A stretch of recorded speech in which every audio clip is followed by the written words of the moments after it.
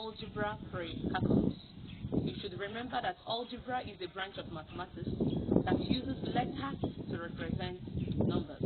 And now we are linking it to precalculus, which means you ought to know this so that in the course of calculus, you will be able to understand what you are doing.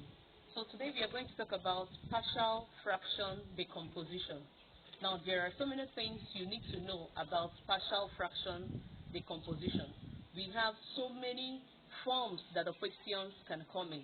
Now if your question is like this, we call this one partial fraction with linear factors. So this one we say it has linear factors.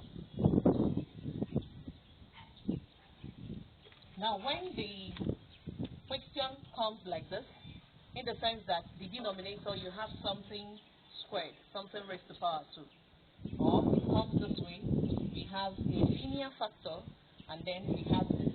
We say that it is a partial fraction with repeated factor. We call it repeated factor because you can actually break this down.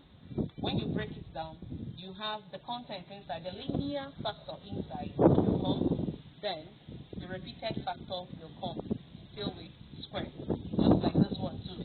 The linear factor will come, the repeated factor will come with square.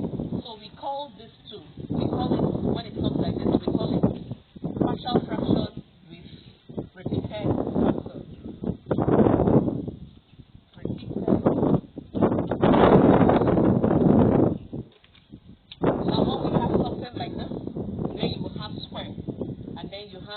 Your constant or anything, any number at all.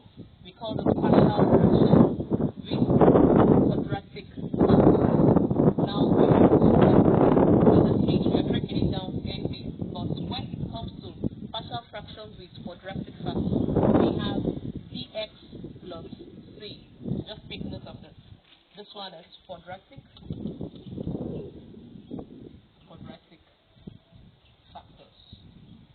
So in our next lesson, we are going to pick this one at a time and break it down, solve some questions on them. It is going to be a long lesson, one question for each day. So don't miss out. Invite your friends, tell your friends to join the Christmas class. Like my page and follow my page.